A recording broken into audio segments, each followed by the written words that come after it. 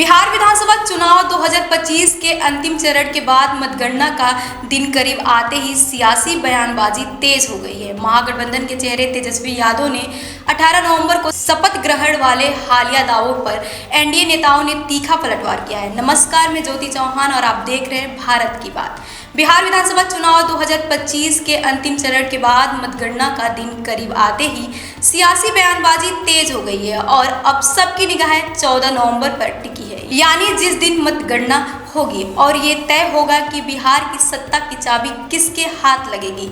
लेकिन नतीजों से पहले ही सियासी बयानबाजी अपने चरम पर है। महागठबंधन के नेता तेजस्वी यादव के 18 नवंबर को शपथ ग्रहण के दावे पर एनडीए ने जोरदार पलटवार किया है। तेजस्वी यादव ने चुनाव प्रचार के दौरान कई बार कहा कि 18 नवंबर को वे मुख्यमंत्री पद की शपथ लेंगे और बिहार बदलेगा, लेकिन एनडीए नेताओं ने इस दावे को भ्रम बताया। जेडीयू प्रवक्ता राजीव रंजन प्रसाद ने कहा, तेजस्वी यादव और उनके साथी हार की ओर हैं। राघोपुर सीट से भी तेजस्वी यादव हार रहे हैं। राजीव रंजन का कहना है कि तेजस्वी अब से ही हार का बहाना ढूंढने लगे हैं। देखिए, उनकी और उनके साथियों की हार पक्की है। खुद राघोपुर से भी तेजस्वी जी चुनाव हार रहे हैं और इसीलिए लगातार आरोपों प्रत्यारोपों के जरिए वो मतगणना के बाद जब नतीजे आएंगे तो फिर बहाने जो वो लगातार ढूंढते रहे हैं उनको क्रमबद्ध तरीके से फिर बताएंगे कि हम तो पहले भी बोल रहे थे कि ऐसा होगा वैसा होगा।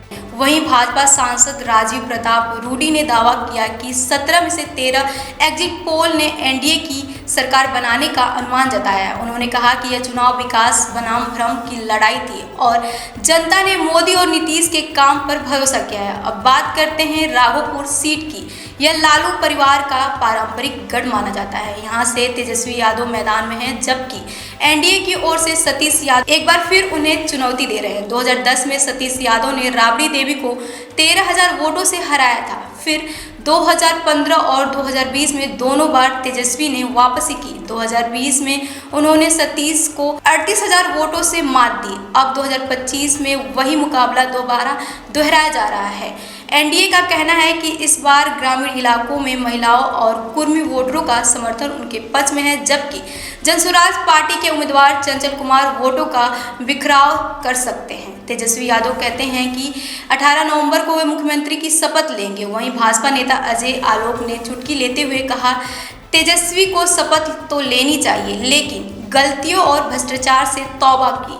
अब सबकी निगाहें 14 नवंबर की मतगणना पर है। देखना होगा कि जनता का जनादेश किसके पक्ष में जाता है। तेजस्वी का शपथ सपना पूरा होता है या एनडीए एक बार फिर सत्ता में लौटता है। फिलहाल के लिए बस इतना ही। और भी अपडेट के लिए बने रहिए हमारे चैनल भारत की बात पर।